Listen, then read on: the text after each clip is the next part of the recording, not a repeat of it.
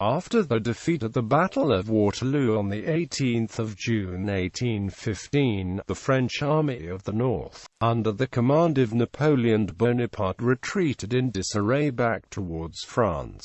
As agreed by the two 7th Coalition Commanders-in-Chief, the Duke of Wellington, commander of the Anglo-allied army, and Prince Blücher, commander of the Prussian army, the French were to be closely pursued by units of the Prussian army. During the following week, although the remnants of the main French army were joined by the undefeated right wing of the Army of the North, the French were not given time to reorganize by the coalition generals, and they steadily retreated towards Paris. By the end Saturday the 24th of June, the French who had fought at Waterloo were at Laon under the command of Marshal Soult, while those of the right wing who had fought at the simultaneous Battle of Wavre under the command of Marshal Grouchy were at Rethel. The Prussians were in and around Issonville-Berneville, with Blücher's headquarters at Hannapes, and the Anglo-allies were in the vicinity of Cambrai, Engelfontaine, and Le Cateau-Cambrésis, which is where Wellington had his headquarters. The next week would see the French reach Paris with the coalition forces about a day's march behind them. In the final week of the campaign the French surrendered. Coalition forces entered Paris, and on the 8th of July Louis XVIII was restored to the throne. Night the 18th of June, no organized French rearguard. It is difficult to discover in the whole history of the wars of modern times an instance in which so fine, so splendid an army as that of Napoleon, one composed almost exclusively of veterans, all men of one nation, entirely devoted to the chief, and most enthusiastic in his cause, became so suddenly panic-stricken, so completely disorganized, and so thoroughly scattered, as was the French army when it lost the Battle of Waterloo. A defeated army usually covers its retreat by a rearguard, but here there was nothing of the kind, and hence that Army of the North cannot be said to have retreated, but truly to have fled, from the field of Waterloo. No concerted attempt to rally was made on the Belgian soil, and it was not until some of the scattered fragments of the immense wreck had been borne across the French frontier that a partial junction on different points indicated the revival of at least some portion of that mighty mass of warriors who, but 3 days before, had marched across this same frontier in all the pride of strength and in all the assurance of victory. Prussian pursuit. The 4,000 Prussian cavalry that kept up an energetic pursuit during the night, under the guidance of the indefatigable Marshal Gneisenau, helped to render the victory at Waterloo still more complete and decisive, and effectually deprived the French of every opportunity of recovering on the Belgian side of the frontier and to abandon most of the cannons. After the Battle of Ligny the French had given little quarter as they harried the stranglers of the Prussian army, and the Prussians now returned like with like and showed little mercy. Gneisenau later read that, "It was the finest night of my life." He used mounted drummers to fool the French into thinking that Prussian infantry was close behind his cavalry, which helped to spread panic and make it more difficult for French officers to rally the men. Action at Genappe. On the main French retreat, Genappe was a possible defensive position for a rearguard to delay an enemy, as there was a defile and only one bridge over the river Dyle. As Wellington withdrew his army from Quatre-Bras to the Mont Saint-Jean escarpment, it was here that Marshal Lobau collected 300 men together and tried to make a stand. However, the Prussians quickly dispersed his men and captured him. A Prussian officer reported that in the town of Genappe alone, 6 miles from the field of battle, 800 lay dead, who had suffered themselves to be cut down like cattle. The Black Brunswickers joined the pursuit. The cavalry of the Brunswick contingent in the army command of Wellington had been engaged both at Quatre-Bras and Waterloo, but they sought and were given permission to join in the pursuit.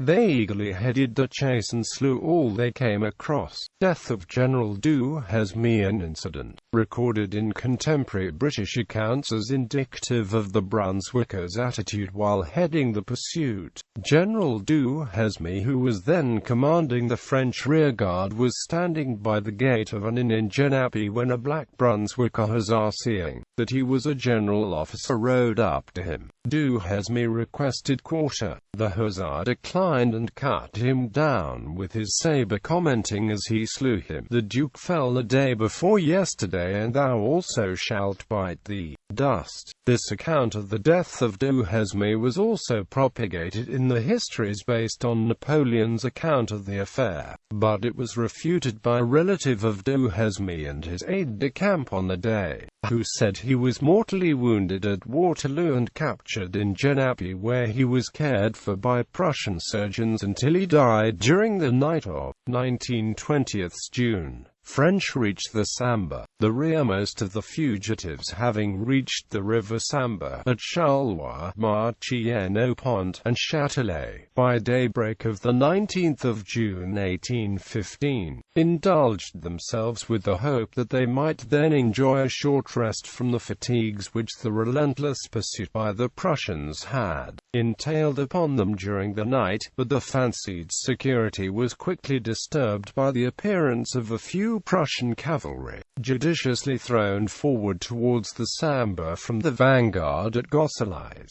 They resumed the flight, taking the direction of Beaumont and Philippeville.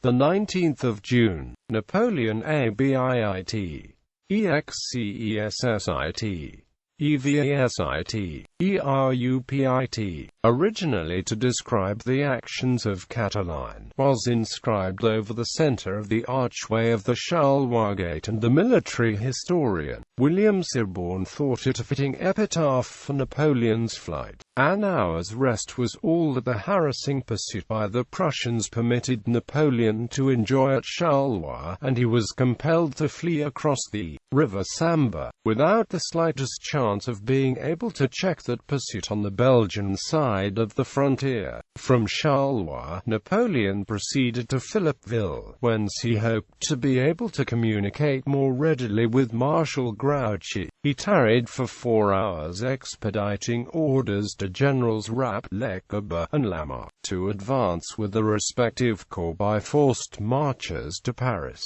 and also to the commandants of fortresses, to defend themselves to the last extremity. He desired Marshal Soult to collect together all the troops that might arrive at this point, and conduct them to Laon, for which place he himself started with post horses at 1400.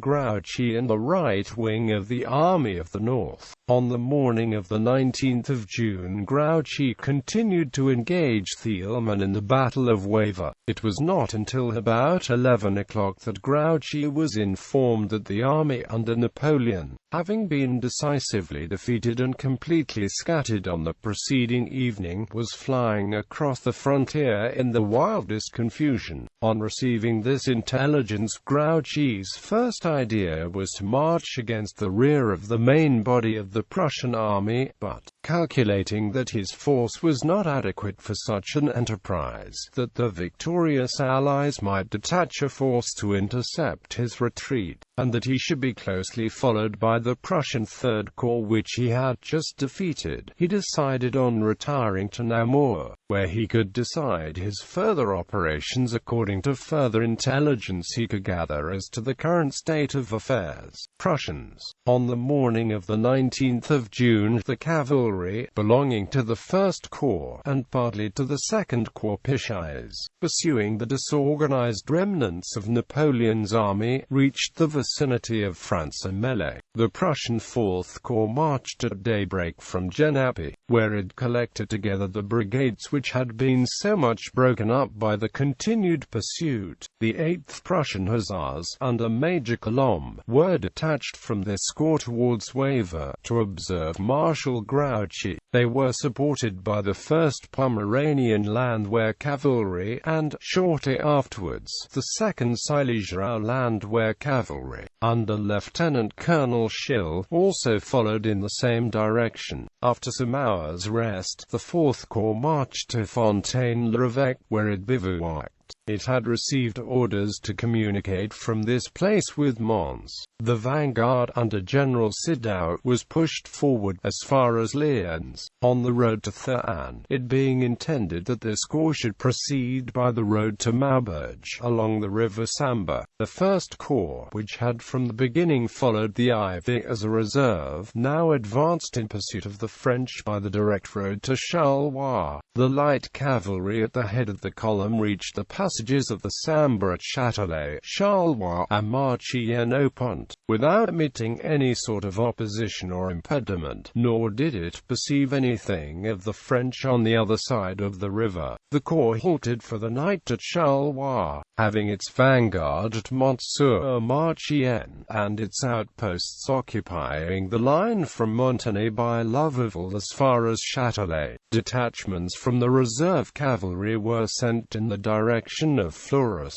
to secure the 1st Corps from any molestation on the part of Grouchy, of whose proceedings nothing positive was then known at the Prussian headquarters. 2nd Corps. On the evening of the 18th of June, Blücher received orders to march from the field of Waterloo with his 2nd Corps in the direction of Namur, for the purpose of turning Marshal Grouchy's left flank and intercepting his retreat upon the river Sambre. Blücher made this movement during the night, passing through Morancet, where he was joined by his 7th Brigade, and crossing the Dal rivulet at Busval, and also, subsequently, the Thyle, on his way to Mellery, which place he reached at 11 o'clock the following day. His corps was much divided on this occasion. He had with him the 6th, 7th, and 8th Infantry Brigades, and 24 squadrons of cavalry, but the 5th Infantry Brigade, and the remaining 14 squadrons, were with the portion of the Prussian army which was pursuing the French along the high road to Charleroi, the corps being greatly fatigued by the night march and its exertions on the previous day. Blücher ordered the troops to bivouac and rest. During this march, Lieutenant Colonel Soult had pushed on with his cavalry brigade as an vanguard, and now he was required intelligence concerning the movements of the French, and to seek a communication with Thielman. He found the defile of Mont-Saint-Guibert strongly occupied by the French, but could obtain no information respecting Thielman's corps, when it is considered how very near to Mellery the French 4th Corps must have passed. In order to fall into the Namur road at Sombeuf, it seemed extraordinary to William Siborne that Blücher, who reached that place at 11 o'clock on the 19th of June, the same hour at which Grouchy, then beyond Wavre, received the first intimation of the defeat of Napoleon, should have permitted Gérard to continue his retreat unmolested. Siborne concedes that Blücher's troops required rest, but comments that had Blücher maintained a good lookout in the direction of Gembloux, he would, in all probability, after the lapse of a few hours, have been enabled to fulfill his instructions so far as to have completely intercepted the retreat of a considerable portion of Grouchy's army. That part of the French force which Lieutenant Colonel Soult observed at Mont-Saint-Guibert was probably the vanguard only of Gérard's corps, since its rearguard remained at the bridge of Limel until nightfall. Stillborn comments that, taking all the circumstances into consideration, more especially the express object of the detached movement of the Prussian 2nd Corps, it must be admitted that, on this occasion, there was a want of due vigilance on the part of General Blücher. Evening. The blame for failure of the Prussians to comprehensively destroy Grouchy's wing of the Army of the North was placed on Clausewitz by his commander Thielmann and some historians such as Heinrich von Treitschke. As the Prussians started to disengage from the Battle of Wavre, it was Clausewitz, Thielmann chief of staff, Sir Thielmann claimed, who was overcautious and continued to retreat until he found a suitable defensive position on the far side of St. Agatha Road, not realizing that Grouchy, far from pursuing them, had himself, on hearing the news from Waterloo, started his own retreat. Treitschke argues that by losing contact with Grouchy, the Prussian Third Corps was unable to harry the retreating French or send timely intelligence to the other Prussian commanders on the line of retreat that Grouchy was taking. It was not until nearly 1700, on the 19th of June, that General Bourke, whose 9th Brigade was still in the vicinity of St. Lambert, discovered the retreat of Grouchy's troops. He immediately communicated the fact to General Thielmann, who ordered him to cross the Dial the next day and march upon Namur. The French rearguard of Gérard's corps continued to occupy Limel until nightfall. Thielmann remained posted during the night of the 19-20th June at St. Agatha Road, having his vanguard at Ottenburg. Wellington's army. At daybreak on the 19th of June, the portion of Wellington's army which had fought the Battle of Waterloo broke up from its bivouac and began to move along the high road to Nivelles. Those troops which had been posted in front of Hull during the 18th of June, consisting of 1st Dutch-Belgian Division, Dutch-Belgian Indies Brigade, and 1st Hanoverian Cavalry Brigade, under Prince Frederick of the Netherlands, as also the 6th British Infantry Brigade, and the 6th Hanoverian Infantry Brigade, under Lieutenant General Sir Charles Colville, were likewise directed to march upon Nivelles. Wellington's army occupied Nivelles and the surrounding villages during the night of the 19th of June, in the course of which Wellington arrived from Brussels, and established his headquarters in the town. Our army's dispositions. Evening the 19th of June. The general disposition of the respective armies on the evening of the 19th of June was as follows. The Prussian army formed the southern wing. The 1st Corps was at Charleroi, 2nd Corps was on the march to Melleray, 3rd Corps at St. Agatha Road, 4th Corps at Fontaine-l'Évêque, and the 5th Brigade of the 2nd Corps at Andalouse, near Fontaine-l'Évêque. Blücher's headquarters were at Gosselies. The Anglo-allied army, which constituted the north wing of the advancing force, was at Nivelles and its vicinity. Wellington's headquarters were at Nivelles. The disorganized force of the main French army was in the vicinity of Beaumont, Philippeville, and Avonay. Napoleon was traveling by coach towards Laon.